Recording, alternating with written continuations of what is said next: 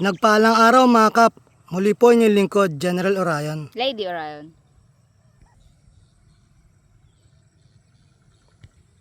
Lady, ano activity natin ngayon? Samahan niyo po kami mag-harvest ng kamote. Tara. So ayan mga kap, at andito tayo sa ating kamotehan ngayon. So nag-harvest tayo ng kamote. May dalawang variety tayo ng kamote mga kap. So paki-comment na lang kung anong klaseng kamote to. So ito yung isa na pag inopen mo.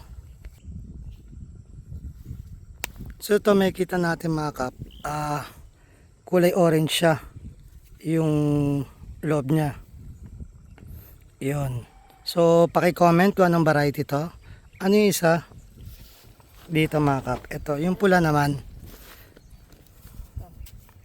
Ayan. So puti naman yung loob niya pero Pink. ano ba? Pula ba to o pink? So yun yung kulay ng katawan.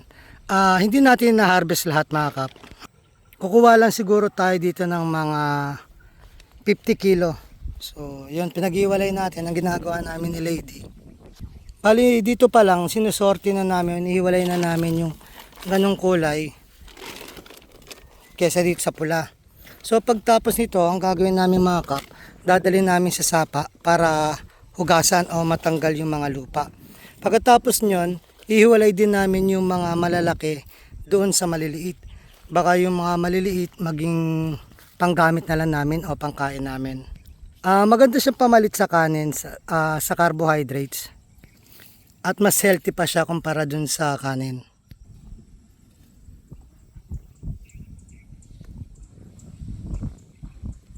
Bali pagkatapos nito, tsaka na namin siya ipapaararo kapag lilinisin na para makita pa namin yung ibang mga naiwanan namin. So bakit ba konti lang ang hinarvest namin ngayon? Una-una mga kap, sisilipin muna namin yung market kung ano ba yung presyo niya. Second, hindi natin siya nilalabas dito so kaya konti lang yan mga kap. Dito lang natin siya binabaksak sa bayan ng Gabaldon. Hindi natin siya nilalabas para kahit papano mababa yung presyo nila dito.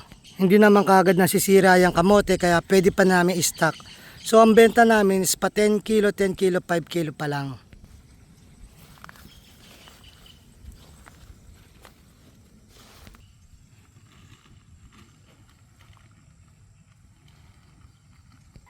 Pagkatapos namin hugasan yan mga kap, iriripak namin yan ng pa 5 kilo at saka 10 kilo para sa pagdadala ng mga tindahan o mga talipapa or sa palengke.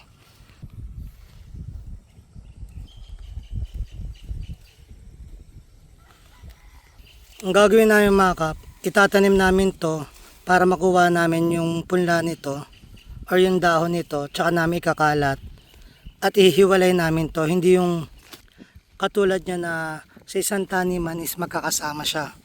Mas ma-identify namin yan kapag pinaghiwalay namin. Malalaman natin kung ano nga ba talaga halaga ng presyo nito at presyo nito kung may pinagkaiba sila. May pinagkaiba sa sustansya at sa presyo kung ano bang mas maganda sa market. So kaya pag-ihiwalayin natin sila at itatanim uli natin yan.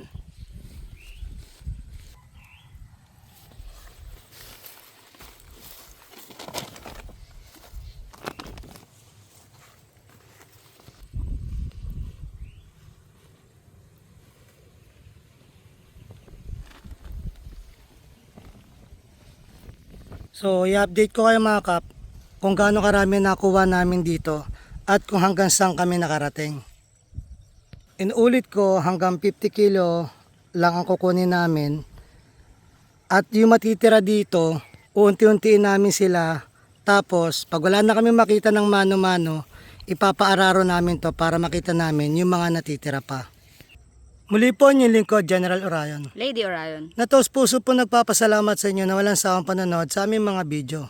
Na sana po gabayan kayo ng Panginoon, sampunan niyong mga pamilya, na sana po mingita ng gabay sa Kanya, sa isip, sa salita at gawa, upang magampanan natin tungkulin natin dito sa mundong ibabaw, na naayon sa Kanyang mga gusto at kailingan. Muli po, maraming salamat. God bless.